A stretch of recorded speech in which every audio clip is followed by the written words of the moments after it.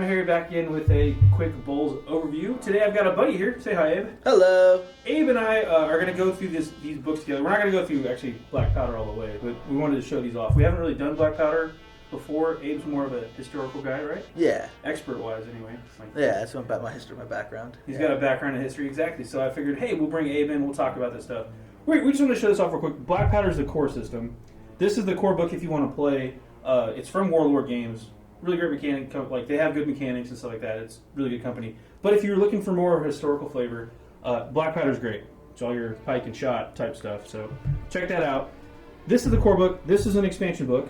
And Abe, what does this book particularly focus on? If you can't tell from the cover. So Glory Hallelujah is the expansion book, campaign book, you might say, really, about the American Civil War. Awesome. And it's going to cover all aspects of the American Civil War. Cool. Well, that's it. Let's go ahead and take a jump into Glory Hallelujah. All right.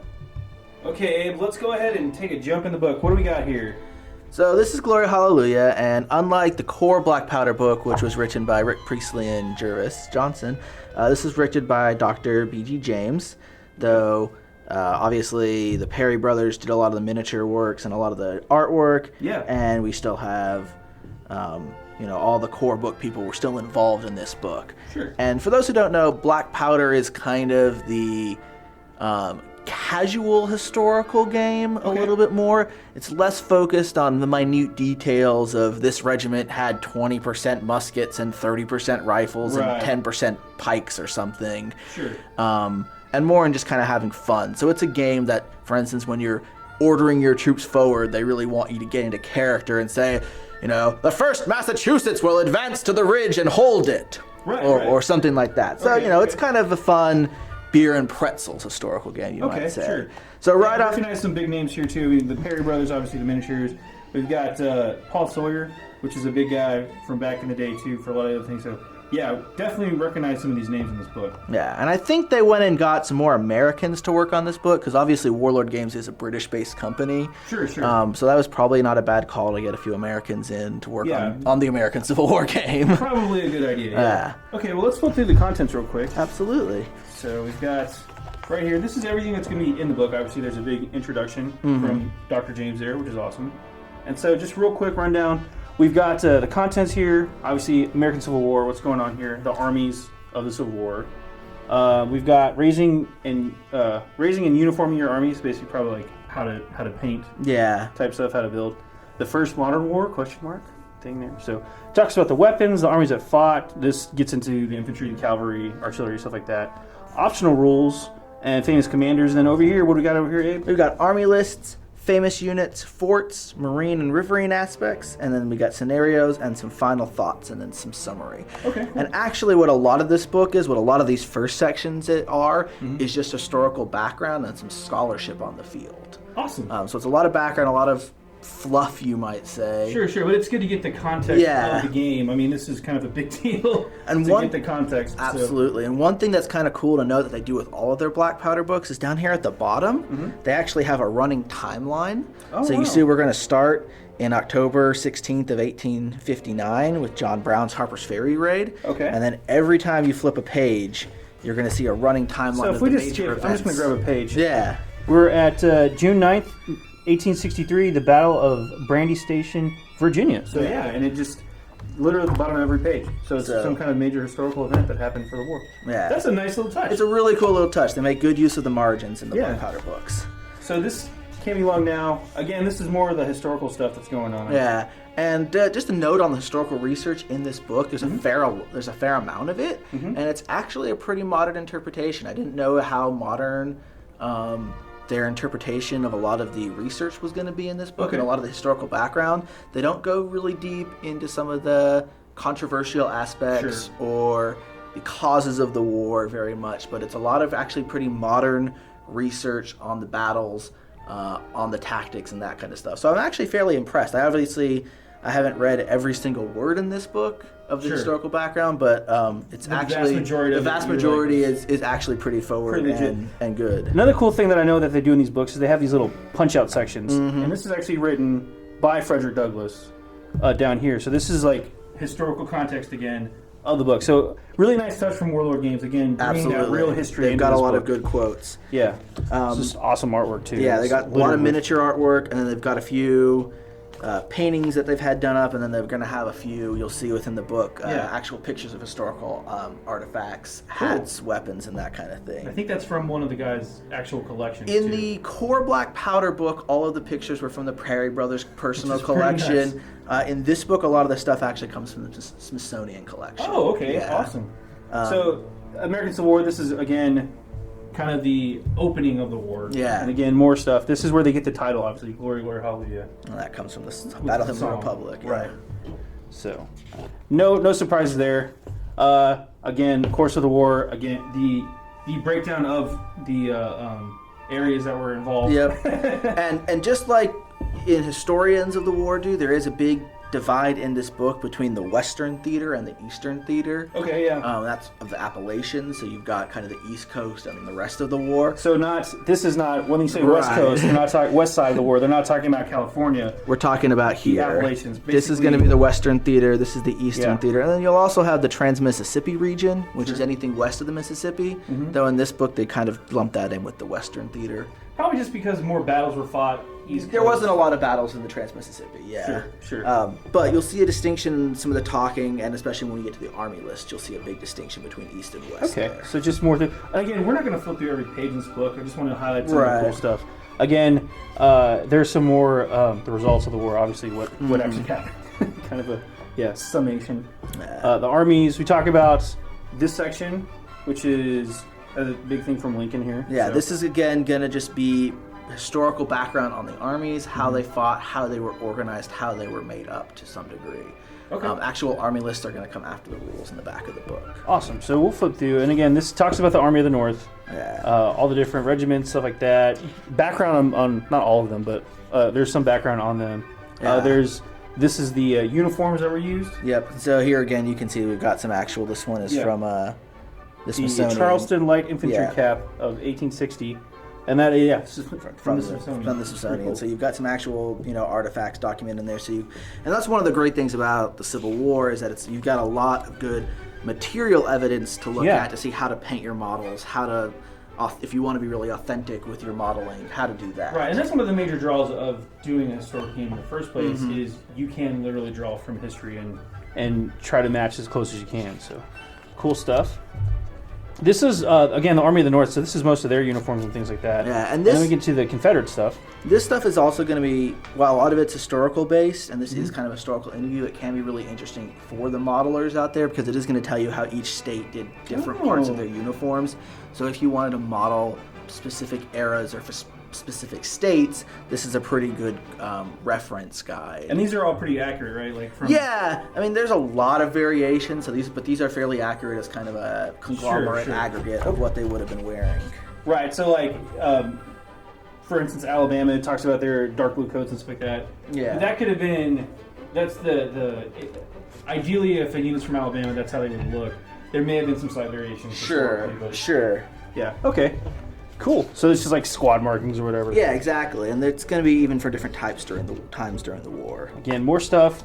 This is one of the cool maps that's actually in here, right? Yeah. This is Jackson Valley, 1862. Big battle. Kind of one of the initial engagements, I think. Yeah, this is the Shenandoah campaign where Jackson's Valley campaign, where Stonewall Jackson really became very famous. And you had some of kind of the early big Confederate victories, flashy victories out there. Yeah, big time. Yeah. Okay, cool. And we'll move on there. First Modern War. So this whole section is basically going to be a historical debate over whether the Civil War was the first modern war or the last Napoleonic War. Oh, yeah. Because Black Powder is traditionally a Napoleonic. Exactly. They don't really go as far. This is kind of the furthest in the timeline I think they really go. I think they might go up to Rorke's Drift occasionally. Yeah. But as far as major battles, this is going to be one of the later ones. Right. So here they have some of the reasons that they're talking about why this may be considered the first modern war. Some of the big things: widespread use of rifled weapons and artillery, breech-loading weapons, repeating weapons. That's a big one. Decline of the bayonet. Absolutely. Because you've got rifles, you've got longer ranges, you've got automatic weapons. Yeah. charging into bullet fire. Not as good. Yeah. Yeah. Cannons, bad. Automatic weapons, real bad. We've got mass use of skirmishers, loose formations, again to try to space your guys out a little bit better. Go ahead. You'll notice that in some of these, they're going to say the alleged use or the claimed vulnerability. Right. Because they are going to talk about that there is historical debate about how useful these and they things talk were. about that. They're actually going to talk about that. Yeah, they address that. That's pretty awesome. But what's cool is that a lot of these things are actually going to be reasons not only why this is the first modern war or not, and I think the author actually comes to the he more or less argues that it's not really the first modern war, it's the last Napoleonic War, but there are also reasons why there's changes in these core rules, or in these rules from the core rules in Black Powder, because there are a few rule changes within this book. Makes sense, to better reflect. And they talk about, railway, telegraph, stuff like that. Yeah. Okay, cool. But it's nice to see, like, again, from a historical perspective, this game is very accurate to that, and they want to give both sides of that. Very accurate to that, yeah. So you've got, again, like, here you've got some marking downs where they've got casualties versus Civil War versus the big battles of the Napoleonic War. Okay. And they're trying to argue that, the Civil War wasn't really any more deadly than the Napoleonic War. Even with the advances in weapons and stuff. Okay. It was still bloody. It was still a very bloody war, absolutely. Yeah. Smooth bore versus rifles, stuff like that, caps, percussion caps. So they do, I just want to point this out too, like they do have the historical pictures. Yeah. Like those are legit rifles from the Smithsonian again. Yeah. So weapons and stuff like that. Okay. That's a sharp. They're a fun one to play around with and fire off. That one's a percussion cap one, right? Yeah. Yeah. It's pretty sweet. Cannon, smooth bore, artillery, and stuff like that. Types and ranges. So this is a little bit of the rules here. So we're starting to get a little bit more into rules, and this is just gonna kind of be your comparison chart for what a Civil War gun would be compared to your traditional black powder gun. Okay. And again, while the core black powder rule book is designed to cover a lot of areas and be kind of that little less technical historical game, these campaign books are going to go into a little more detail. So rather than having these large categories of smoothbore foot artillery or rifled horse artillery, you're actually going to be told that that's generally a 12-pounder smoothbore like the Napoleon. It's a little bit more granular. It's a little more granular, yeah. Okay. Because they're looking at a specific time period and they don't have to cover a broad set of rules. That makes a lot of sense. So this talks about how the armies fought. We've got infantry, the charge. We've got obviously the weapons, stuff like that. I just really like the photos they have in this book. Yeah, too. they've got artwork some and beautiful the photos. staging of these photos is really pretty. Even though they're dudes killing each other. Yeah.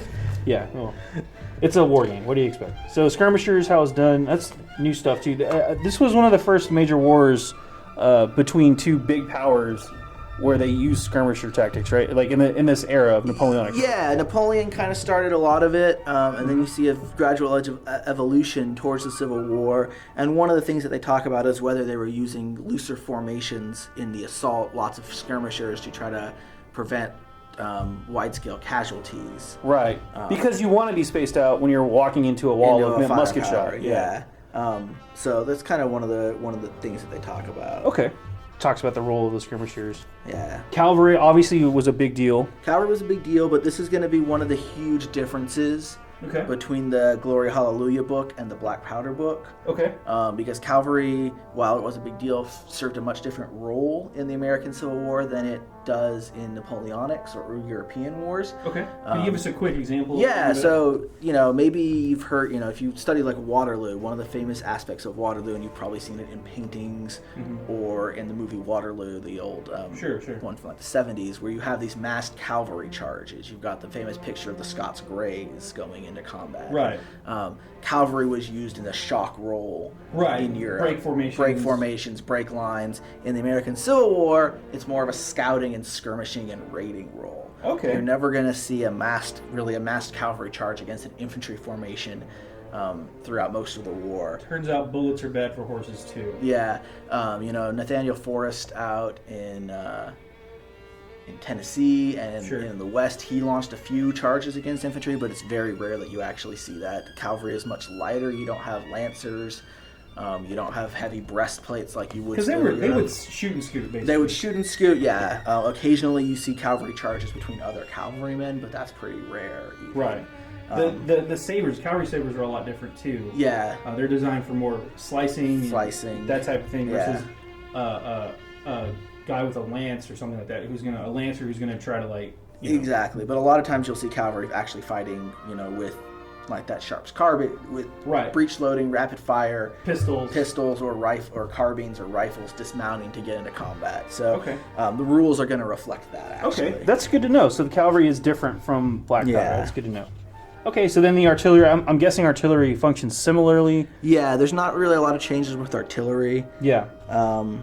From the core book. And then here we do have the optional rules, the rules that you can change. They've got a little more rules for some terrain, and that's just because while a lot of battles in kind of the classic Napoleonic sense were fought on these big open fields or with a few houses or something, the battles in America, especially in the Western theater, tended to be fought in much more rugged environments.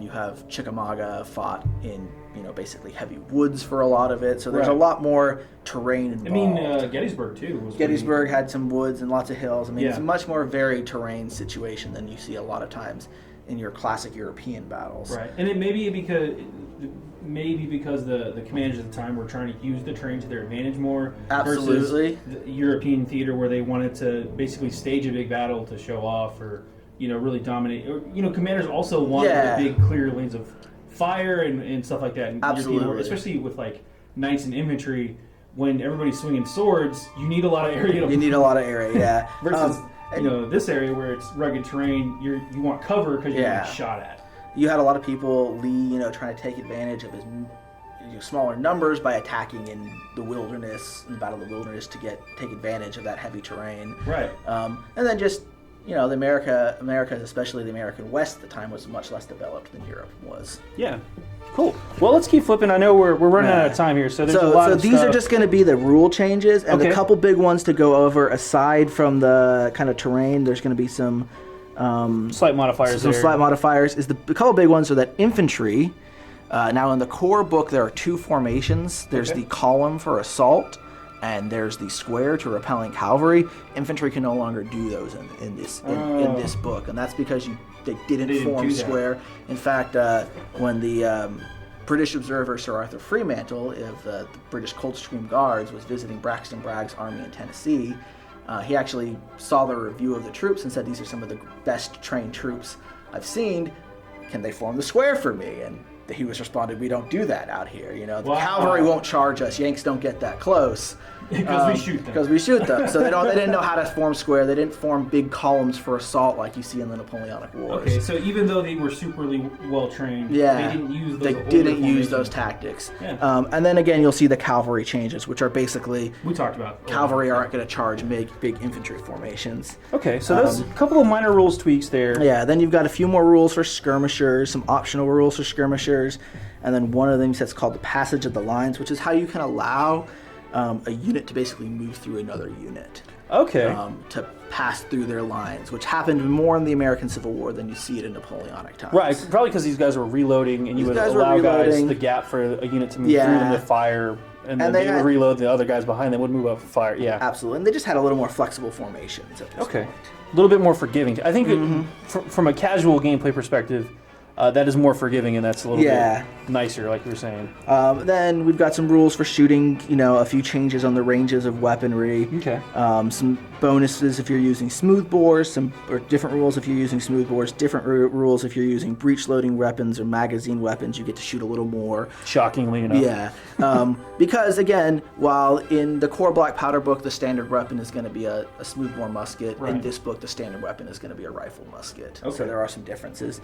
And then you've got some really basic rules for keeping track of ammunition, and that's only going to be for your repeating weapons. Which makes sense. And you can't ever entirely run out of ammunition, so it's pretty nice. Yeah. And then you just got... No, like, you roll a 1, you just can't shoot for the rest of the game. Exactly. It's like you got to pause and reload. It's really just you lose your extra dice you got. Okay. Yeah. Not that bad. Yeah. And then we've got a few, units that have been beat badly rules, a few extra rules for charging. Okay. And then... They just really talk about some generals. We've actually got rules for snipers because this was one of the wars that snipers became really prevalent in. A number of famous generals on both sides were killed by snipers. So that's actually a rule you can use Yep. to take out enemy generals. Okay. So just some more additional rules, stuff like that. We're going to skip ahead a little bit. Again, we don't want to go through everything like that, but they do have famous commanders. Famous commanders, yeah. Point. Not a ton of them, but they've got a few for each side. I think Grant, they're Custer, some of the most famous Sherman, ones. This is probably Lee, Jackson, and Bragg. Lee Jackson. One of the interesting parts of this book is because this does have a lot of different rules for when you can use generals and what formation. So we're talking about the difference between East and West. Okay. And you'll notice that, for instance, Grant, if you look at his rules, sometimes he can be used in Western armies, and then at later lists he can be used in Eastern armies. Because that's where he was. Because that's where he was. So this is a little more nitty-gritty into historical rules. Okay. Though it is funny, because Stonewall Jackson actually doesn't have any rules about when you can or can't use him. So, whoops. Yeah, whoops there. But overall, some good information. Again, it goes back to that, more casual play. Exactly. If you have two armies and you want to just play with a buddy, go to town. Yeah. If you're trying to do a historical scenario, check with the scenario rules. Exactly. And these are, those are rules that if you're like, hey, I want to see what would happen if Grant had been in command of the Union Army at the start of the war, talk with your friend. Oh, yeah. Set that up. Cool. The Army list section, obviously, going to go through all the Army lists, different units and stuff like that. We'll just flip through this real quick, there's really two parts to this. There's going to be the Eastern Theater. You're going to see basically each year in each theater is going to have its own army. So this is 1861 in the East for the Union, 1861 in the East for the Rebels, 1862 in the East, and then you're going to go have the Western Theater. Okay. They did a pretty good job. The units are pretty well matched, and that's kind of one of the interesting things about this game, I think, or challenges with coming up with army lists. Yeah. Is that, and historically the rebels were generally outnumbered. Sure. But the troops on both sides were pretty much the same. This wasn't a, British regulars versus Zulu incident. Right. Where they had really different types of troops. The troops are really about the same, and they reflect that, Your Union rifled musket infantry, which is really the core of your troops, is the same as your Confederate rifled musket infantry generally. Okay. So what kind of differentiates them? So there's going to be some special rules you can optionally buy. Okay. And generally the rebels can get more percentage of their troops to be brave or have some of the special rules, but that's really it. That's really the only thing that's going to differentiate most of your troops until you get to the special troops. Okay. So a lot of the times, and then the Union, for instance, gets more access to some rifled carbines and breech-loading weapons and repeating weapons. So that's typical because that's kind of how it was in real life. The Union had better access to materials and manpower, whereas the Confederacy had better troop. We're a little more brave. We're fighting in defensive positions more often. Yeah. Right. So I think they actually did a really good job of writing these rules and making the two sides very evenly matched. Mm-hmm. What they do have to do for a lot of the missions and stuff, though, and here we've gotten down to the famous units and formations. So you see a lot of famous units. And this book is very, I would say, heavily biased towards the Gettysburg campaign and a lot of the representation. Sure. And the author even makes note of that. That's what got him in to the Civil War. That's the most famous battle. Absolutely. So there is a lot more representation. Kind of a big deal. It's kind of a big deal, yeah. But what were you saying about the scenarios? So the scenarios tend to pick parts of battles. Texas Brigade. Yeah, you got the Texas Brigade, and we are from Texas, so I do want to mention that they say, there are no tougher Confederates in this brigade. If you can't make a difference with these, then you should never have succeeded from the Union. Boom. So these are pretty much the best Confederate troops. That's right. There. Take that, other guys. We'll live with that, I guess. Yeah. You've got all the special units, but the scenarios tend to break down into parts of battles that are kind of evenly matched. This is the fort section. Yeah, here. You've got special rules for forts, special rules for some ships, because naval units did play a big role in bombarding shore batteries and stuff in this. So you've got some rules for that. Ironclad stuff, yeah. Another great picture here. Very cool. I want to skip ahead to the scenarios. We keep talking about so these are the scenarios here, actually. Here we go. We're getting to them right here, and you'll see there's a number of scenarios, and they generally tend. So Salem Church, for instance. Okay, just walk us through one of these real quick, Dave. Yeah, Salem Church right here is actually only part of the Battle of Chancellorsville. Okay. It's kind of an early meeting engagement, and they've kind of decided to make. And they do a lot of battles like that because they want to try to get equal troops on each side. You want to limit it down a little bit, narrow the scope, just so that it's more of a balanced scenario. So again, you're going to basically have a little bit of historical background here. You're going to have the terrain that they're going to talk about, a little map. some deployment rules, and then some of the missions will have special rules, some of them don't. So ideally, if you wanted to redo the Battle of Salem Church, you would build a map that is similar to this. Because Exactly. This is probably taken from the area. Yeah. Or, a close facsimile of what it would look like. Yeah, it's very different today, obviously. Right. But There's probably more buildings there. yeah, there is. But you've got maps of the time, and then they're gonna have the army lists, and some of the army lists are very detailed. Some of them allow you a little bit of flexibility if you want to vary things, but they'll pretty much write out every brigade that was there and what units you should have in it. And these are for the most part pretty historically accurate for the brigades and stuff? Yeah, absolutely. Cool. Yeah. And we have full, detailed orders of battles from all of these things. So if you wanted to cheat and skip ahead and see who actually won the battle, absolutely, yeah. I mean, the big difference you're not going to have in these battles, and this is part of what makes it a little fairer, you might say, is that you're not going to really have a differentiation if you say, like, well, the 1st Regiment of the 3rd Brigade in this unit had 700 men in it. Yeah. Whereas the 1st Regiment in this brigade only had 300 men in it. They're generally going to be represented as the same size unit, the exact same. Okay. So the names are the same. The names are the same, but they're not really taking into account the size of numbers of the exact units. Yeah. That could get really unwieldy really quick, too, if you had a brigade of 700 men on a 4x6 table. Exactly. It's just not feasible. Now, within Black Powder, there are rules for, there's the normal size unit, and there are rules for large units and small units, which get a few bonuses, but you'll see those pretty rarely used, actually. Okay. So basically, each trooper on the board may represent 10 guys or something like that. 10 to 50 guys, you would say, probably, yeah. Okay. And then again, you've got, parts of the Battle of Gettysburg where you have kind of even sides to make interesting scenarios instead of just, well, I'm the Confederate person and I showed up with 500 points and the Union guy showed up with 2,000 points because that's historically accurate. Yeah, it's not going to end well. It's not going to end well. It ended bloody anyway. So. Yeah. So you've got all these missions here at the back, and they're also good guides if you wanted to make up your own missions, and they're going to cover. And you could apply these scenario rules to pretty much any other war game. Absolutely. You can just skip the points and stuff like that, but you can totally borrow the map and the idea behind it. So, and it takes a little bit of work. Special rules summary real quick too. Yep, they got a real big quick summary. They just have some, if you wanted to play in 15 millimeter instead of the standard 28 millimeter. Yeah. So they got a couple ideas for that. And just really final thoughts. These are some movies, books, things you could watch. Yeah, trying to get more of that historical content. They're movies, but exactly. Get some inspiration maybe while you're painting. I like watching movies. That's a great thing to do. Yeah. So that's kind of your final thoughts of the book. Overall, if you want to play an American Civil War game and you want something a little more casual, this is a really great option to use, especially if you like Black Powder already. Sure. There's really. The book's a little rule light. It's only got about 20 or so pages of actual rule changes. Which is really why you want to have a copy you do need this book, absolutely. Yeah. You can't just really jump into a Civil War game without the basic rules. You do need the basic rules. But then they modify them. Yeah. So, it's a really good representation if you want kind of a casual Civil War game. It's a little more detailed than just playing with the Black Powder rules, which I've heard some people were doing before this book came out. Mm-hmm. You could just use the Black Powder rules. More granular with the weapons. More granular, exactly. So, really a great book, and the production values are amazing. Really well done. Yeah. Again, pictures from the Smithsonian, which is huge. The pictures of the models are really well done. There's historical text and actual artwork and stuff like that. I mean, you guys saw it's pretty good stuff. Yeah. Historically fairly accurate, fairly representative of both sides, and it really does sound like it paints a really good picture of what the course of the war was. Again, ignoring some of the external factors about why they're fighting, what side's what or whatever. But if you just wanted to play a historical game, that's Civil War, and read a little bit about some of the history behind it. Get some good learning. Yep. Cool. Well, this is AdamHarry from BoLS. I want to say a big thanks to Abe for coming by and talking to me about the Glory Hallelujah book and just going over some Black Powder stuff. It sounds really interesting. Cool stuff on American history and the Civil War. So, thanks again, Abe. All right, thanks for having me. And thanks for watching, guys. Really do appreciate it. This is AdamHarry from BoLS. Signing off. Have a good one.